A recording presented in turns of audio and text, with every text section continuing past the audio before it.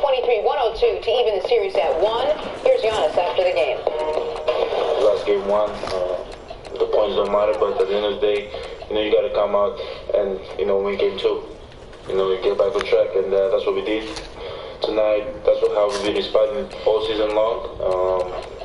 That's what's great about this team, and we got to talk about the fans too. I think the fans did a great job just supporting us, giving us that extra motivation, and the atmosphere was great.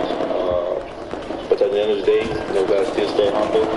We know we got game 3 on the road now.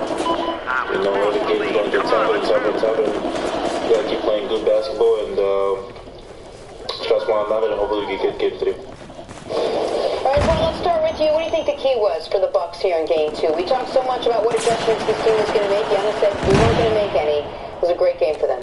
The adjustment that make shots. You make 23s, obviously you're going to win most of those ball games.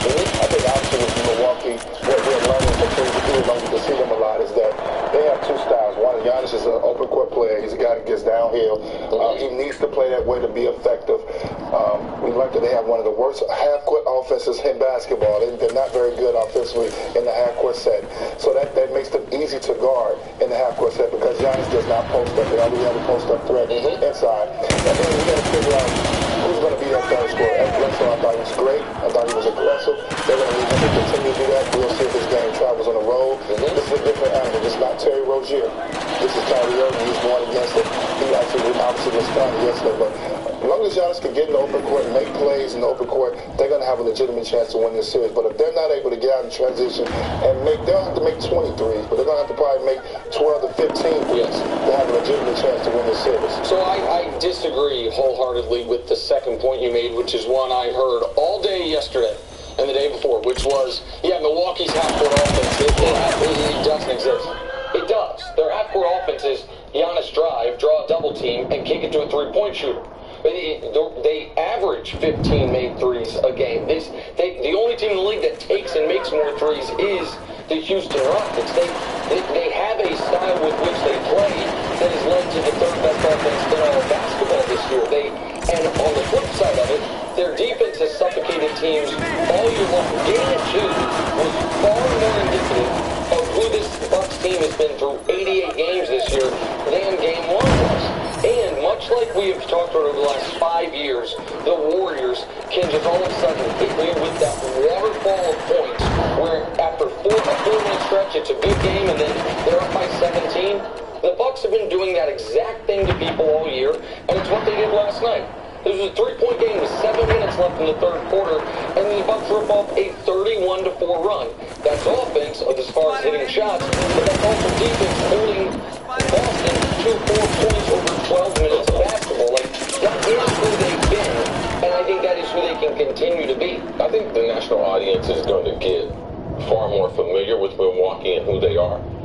To defend the comments as far as their offense, if you ask, what is the problem when they struggle? It's when they can't get out on pace, when they don't hit the number of threes, and they set up in the half-court offense. That doesn't mean you can't be a great offense, so I respect what you're saying. I understand that. When do they struggle? Like game number 1, when their threes aren't going in, and they have to try to set up and they'll defeat you by steam. And the reason why is they only got 2 guys basically can beat you off the dribble. That's Bledsoe. How consistent can he be after having the best season he had during the regular season? And Giannis. But the way they had the paint pack, Giannis couldn't beat him off, so they weren't making these shots. So all right, let's go get this top spot. Transition, and you have to try to get the game where the game's going to be a 95 to 105 game because their offense is not best. When you make them slow down and you don't give Giannis that running start. Blake Griffin in the first series, he was sitting back in the restricted area. Giannis would take 3 or 4 dribbles and get right in his face, Euro step around him and give him problems. They're getting him out on the court with more pressure. Milwaukee has a chance to be a special team. Can they do it on the road, and can they do it for a 2-month period of time? Draymond Green, you talked about, there are guys that can play regular season 82 games, there are guys that can play 16 games. How many people do they have on Milwaukee? Because what they're facing right now is new. Well, you got to understand, too, Nick, this is the first time, even though they won 60 games, it was very impressive. But I also saw Atlanta Hawks team that was coached by Bud win 60 games with LeBron James can sweep them in the Eastern Conference Finals. So I'm not saying that it's about matchup. Boston's a bad matchup for the Milwaukee Bucks. They expose some of their weaknesses because we have a guy like Kyrie Irving, who I know didn't play particularly well yesterday, but he can close the game out. Jason Tatum has selected his imprint on this series. If he ever gets going in this series, it becomes totally different. But this is their first go-around. This is their first time ever. This is a Boston Celtics team that went to the Eastern Conference Finals last year without Kyrie Irving and Gordon Hayward. They've been in these trenches before. They played them last year. It's a confidence thing too going to the series that the Celtics are not scheduled. They get their close group. They went on the road, got one. Now you get that position at home court. Now it's time for the Celtics to take care of business. And this is going to be a very difficult series for Milwaukee Bucks to get out of. You know what I don't? I wish the games were reversed. I wish Milwaukee would have blown out the Celtics in that third quarter burst and finished them off in the fourth. And the Celtics had won game 2. Because our perspective would be a lot different. The Celtics always did what they had to do in game number 1. We have to do, they lost both the games. Kyrie Irving stunk up the joint. They got what they came to Milwaukee for. This is going to be a good series and can. Because I think it's right. And what you're doing, I'm not going to give people credit that them 60 games transition to championship basketball. I'm going to wait to see it. And I know you have question marks as far as Bledsoe. Can he be... Go ahead, let's finish. Can he be consistent? But if we're not going to just assign credit to Milwaukee for things they haven't done, why are we assigning it to Boston? That's my question that I've asked all year long. This Boston team, we're in the playoffs, we're in round 2. And it's 1-1. Yeah, I get that, but the idea that we haven't seen this Milwaukee team do it. We haven't seen this Celtic team do anything. This Milwaukee team, as personally constituted, right? They both won their first-round series easily, but they both swept. They're 1-1 in this series. So what evidence do we have for these two teams? Boston, with their young players, went to the finals last year. They went to the conference finals last year. Yes, they did. And now that's a hell of a lot of experience. Okay, and I am told every day that we talk about the Celtics, it's a totally different team. Now they've got Gordon Hayward, he's getting better and better. They have Kyrie, but Gordon Hayward has been in the playoffs before, Nick. Kyrie Irving has been in the playoffs at the highest level.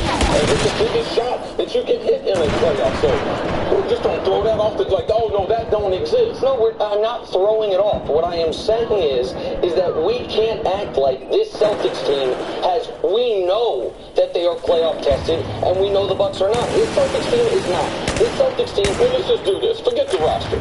Kyrie Irving is tested. Yes. All right. Al Horford is tested. Yes. Al Horford was on that team that we're using. Okay, so your turn. Milwaukee. Yeah. Who you got? What Eric Bledsoe's played in the playoffs. Giannis last year.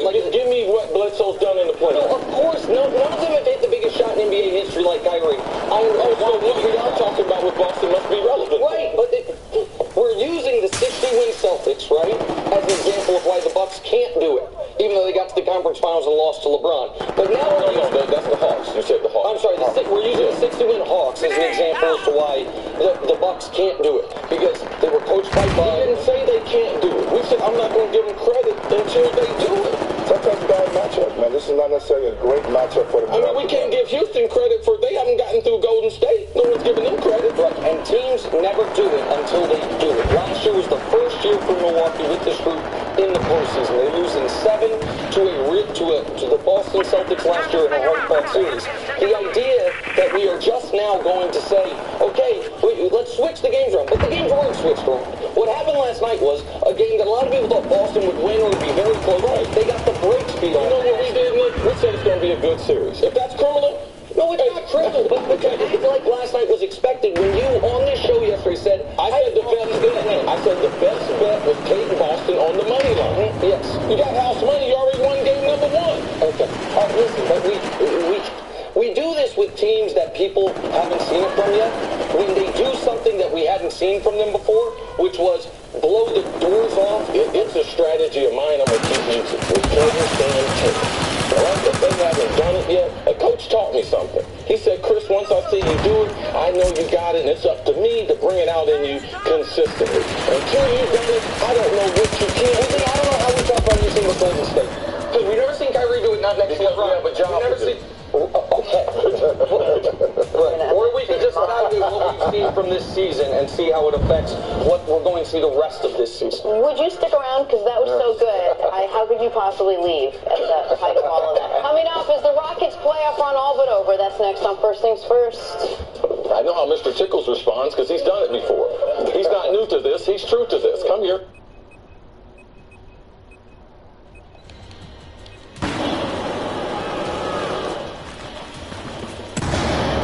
Jason Whitlock. That's Marcellus Wiley. That dude. All right, well, let's move to yourself. Supposed to be able to show report. We're going to have the Cowboys may end up choosing Dak over Zeke when we start today with the NBA playoffs. And let me break some news to James Harden. No one believes you're really hurt. Okay, no one is a bit strong. Most people don't believe you're really hurt. And the few that do don't really care. You look like a soccer star flopping around on the court in the first quarter after Draymond Green inadvertently slapped you across your face. You flop so often, you whine so often about officiating that no one really knew what to make of your bloodshot eyes last night during Game 2 of Rockets Warriors. Here's what we do know. The Rockets are down 0-2 to a Warriors team that isn't playing all that well. And the Harden-led whining had no impact on the officiating. In fact, Harden's whine impacted the Warriors' energy, effort, and emotion far more than it did referee Scott Foster's whistle. The complacent Warriors played with a passion that had been missing. Steph Curry defended harder than I've ever seen. Draymond Green defended, rebounded, and annoyed, like vintage Draymond Green. The gentrified crowd in Oracle Arena had moments of cheering that reminded me of the old Warriors fan base. The group unspoiled by 3 championships in 4 years. The Rockets whining backfired. Scott Foster was unfazed. Houston wasn't. The Rockets blew the game in the first quarter. They turned the ball over 9 times in the first 12 minutes. They trailed by 9 points when the quarter ended. They never really recovered from that deficit. I blame James Harden. When you see yourself as a victim, become one. Sure. I can barely see, but just try to go out there and do what I can to help my teammates. So you concerned about the speed problem going forward? I don't know. It's pretty blatant right now, so hopefully it gets better day by day. Oh, stop it, James. All the eye rubbing, the squints, the blinking. I'm not buying it. Last year in the NBA Finals, Draymond Green slapped LeBron James across the face and legitimately injured LeBron's left eye. LeBron dropped 51 points and put on one of the greatest performances in playoff history. It took a J.R. Smith brain fart to ruin that LeBron performance. Put some Visine in it, buy some goggles, and stop all the theatrics, James. The Warriors are vulnerable. Steph and Clay aren't shooting like the Splash Brothers. The damn Clippers took 2 games from Golden State at Oracle. No one wants to hear any excuses about officiating or injury. The Warriors beat Houston with 5 players on a night when they made 6 fewer three-pointers than the Rockets. Harden is hunting sympathy more than championships. That's hurting the Rockets more than officiating or either one of James Harden's eyes. All right, joining the desk now, the Fox Sports NBA analyst Jim Jackson. Iceberg champion. Oh, I forgot the iceberg. Come on, man. NBA champion Kendrick Perkins. All right, Marcellus, we'll start with you. Has Harden's mindset injured the Rockets this series, or hurt the Rockets this series? I'm sorry. Oh, you still talking, huh? You lost me after you said this dude wasn't hurt. You said he wasn't really hurt? Come on, he's a soccer man. He flops around. He wasn't hurt. What? He got cut in both eyes. They were bleeding. His eyes were bleeding. You get some debris in your eye, you kind of disturbed. You got Draymond in both eyes, dog. You know what that feels like? The dude was obviously hurt. And you trying to score 29 points after he was banged up. Would have been 49 if he could see. Look, the mindset, let's stay focused on the question. He did hurt his team in terms of mindset. It's weird. When you get into these moments, there's a method to the madness. I've been injured before, and I'm going to tell y'all now, so I didn't tell y'all then, that I wanted to broadcast to the whole stadium, hey, I'm hurt. Just in case this don't roll like I wanted to go. I played with the greatest DN all time, Bruce Smith. This dude would go in there on first down and all of a sudden pull a hamstring or something. I mean, it's like he's done. Limping off the field. Second down goes, get out there, Wiley. Third down, he limped back on the field. Oh, I'm going to try and do something. He get a sack, next thing you know, he dancing. There's a broadcasting going on that actually affected negatively Rivers was out there getting it without him. You saw P.J. Tucker getting it. Capella started the game fast. And then when he came back, it was ISO and let's watch James again. James was getting his, but Chris Paul didn't get his anymore in the second half especially. So there was a negative effect that came from his presence when he came back. Have you ever had a splash corner? No, I haven't. Hold on. You don't know that yet until diagnosed. I got splashed in the game and didn't know until afterwards had a splash corner. Afterwards, but I was still sweating. Now I'm not giving an excuse, but it does impair. My biggest issue is James Harden's 20 years. The problem is the system in Houston because he's so ball dominant that when you carry that into the playoffs, especially against a coach like Steve Kerr, they're going to make adjustments. So in this usage rate right now, regular season is 39, during the playoffs is 38. Okay, so I mean the ball is still in his hand. What Golden State is doing is taking away the drive. Okay, they're kind of double teaming. They're taking away Clint Capella's usage rate in regards to the lobs to the rim. So the adjustments were on the Golden State side. I thought Mike D'Antoni in the Houston system, because your point is so reliant on James Harden handling the ball. Now, as a coach, I can schematically defend that and maybe bring his effectiveness down a lot. Okay, more so than what you can do with Golden State because you have Clay, because you have Steph, because you also have KD, and also what's called is playing a lot better, which is Draymond Green. Yeah, he is. Okay, so I was always told if you're hurt, don't suit up, right?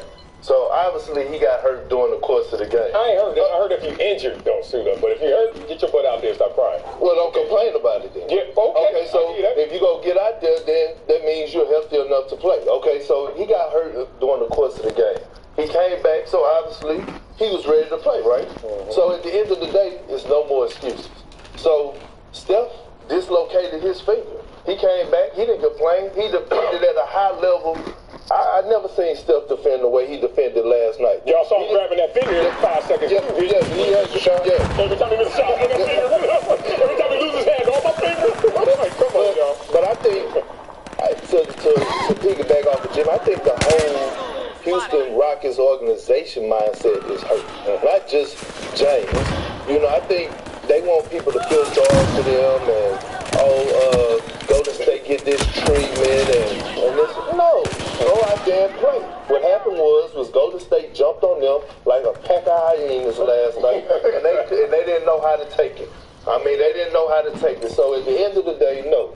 If you came back out of the locker room, that means you was ready to play. And to me, when I think about mindset, I'm wondering how you could do all that complaining about the officiating and come out of the gate the way they did. That the sloppiness that they had and the turnovers, the 9 turnovers in the first quarter, to come out of the gate, that's where I felt like they lost the mental game.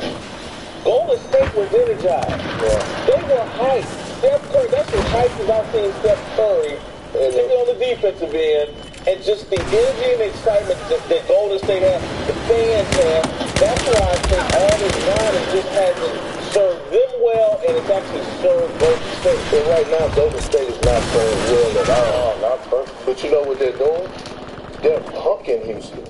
They're beating them to all the 50-50 balls. They had offensive rebounds yesterday. And by the way, KD and Draymond Green are outplaying Clint Capella right now at the 5 position. They're showing Clint Capella how to anchor a defense. Did you see Kevin Durant last night? And by the way, that was all ball when he went block. That too. So they're punking them. There's nothing else past it. But you know, I would say this. Media always talks about a team's not focused and distracted. And most of the time I roll my eyes. This time I'm actually in agreement.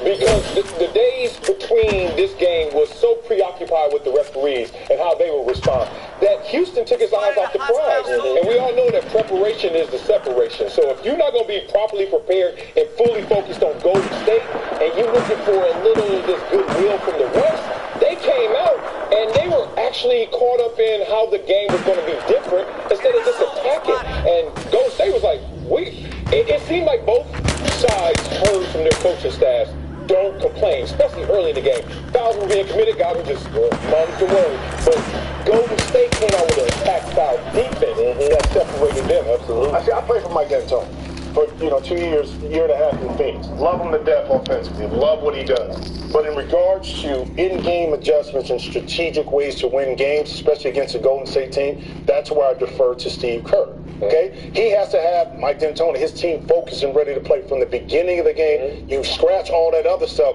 That's where I think this series is lost. When you start talking about the strategic manner in which this game needs to be played, I err to the side of Golden State other than Houston, outside of Houston. I think what Kendrick and I believe is Golden State normally kills you with the 3-ball and the shooting, Steph and Clay, and they're actually beating Houston right now with the intangibles, with attitude and grit. They're playing like P.J. Tucker and Trevor Ariza, who's no longer there anymore. They're doing all the little things, and that's where I go back to, if you adopt that, I'm a victim of these refs have been unfair, it undermines the intangible. Well, Golden State is playing like Houston should be playing. Golden State act like they have something to prove from last year, right? Yeah.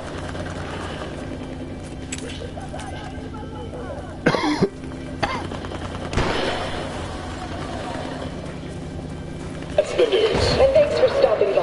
The Herd Lie News. That's no shot at Tobias Harris. But if you say the movie has Ryan Gosling, Chris Pratt, and Screech from Saved by the Bell, you could just leave the last guy off. Is that fair to say? No, Tobias Harris. But that's not a slight against Tobias Harris. Just called it Screech. Yes. So, yeah. I'm sorry, that was rude. That was rude. I was a jerk. I understand what you're saying. It's like another tier of player, but Let's go be the Coward Global Satellite Network, my buddy. Nick Wright's going to be in a bad mood this morning. He's not going to be in a good mood. I floated this out there and I said, I'm not saying it's true. I just thought about it. I said, listen, is Harden a better version of Westbrook, where he is relentless in January and chasing something, and then all of a sudden you get to the playoffs and he's not quite as crisp? Now, he's better than Westbrook. He's a better shooter. I think he's a better player and a better teammate. But what are you seeing with Harden, Nick? He doesn't look quite as dynamic today, does he? So you're doing the old, I don't know if it's true, it's just what I'm hearing. Who does that remind me of? I can't put my finger on it. Well, listen, Harden obviously is not as efficient in the playoffs as he is the regular season. And when you are the only true superstar on a team and the playoffs come around, and when they have to build an entire defense around stopping you, and you don't have a Steph and you don't have a Clay as a second or tertiary option, then yeah, this is going to happen. But here's something I think will surprise you. In this series against the Warriors, Colin, Kevin Durant and James Harden, exact same amount of points on the exact same amount of shots. So maybe the demise of James Harden has been slightly exaggerated. Now, the Rockets lost yesterday not because of James Harden. Harden was bad early, he got hurt, and when he came back, he was really extraordinary from once he came back from the eye injury. They lost yesterday because somehow the zero-time defending champion Houston Rockets came out with less focus and intensity than the two-time defending champion Golden State Warriors. The Rockets in that first quarter, 9 turnovers, you give up 8 offensive rebounds. Yeah. They deserved to lose that basketball game yesterday. Golden State came out hungrier with more attention to detail, which for a Rockets team who has been obsessed with the Golden State Warriors for the last 5 years, to not come out ready in the biggest game you've played since Game 7 of last season, that was disappointing. That was very big of you, because I know that you've got some visceral connections, emotional connections I really like. Now I'm going to give you a second angle. Is that this is the way it works often. It works in fours. And I've always, you and I have, I don't know if we've agreed, Magic saves the accomplished. What we had, Wilt was the statistical monster. Kareem had the unstoppable shot, and Shaq was the most popular, right? Yeah. And Hakeem is just and Hakeem amazing. Gets forgotten. Sure. Yeah. Is part of this thing with Kevin Durant, and I kind of understand it, if he goes to New York, it's like, man, Odin got drafted over me. Steph's more popular. LeBron's more, I'm always 2. I want to be 1. What do you make of my angle on that?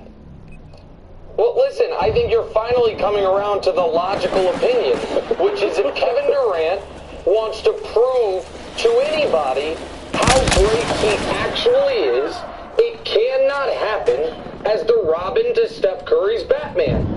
It just can't. Like, I understand that he's your new BFF, and I respect it. I'm a little jealous, but it's fine. Yeah. And this multi-month love letter you're writing him. But let's just assume the Warriors win this title, right? Yeah. So we'll give them 3 in 3 years. Yeah. Let me ask you a question. Okay.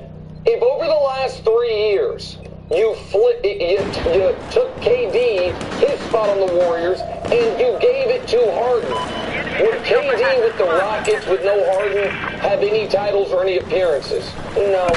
But would the Warriors still have all 3 if it was Harden, Steph, and Clay? Well, yeah, of course they would. If you flipped KD and Kawhi, would the Warriors have all 3 titles? Well, yeah, they would. KD and LeBron, well, of course, yes, obviously they would. So we need, if you want Kevin Durant to chisel out a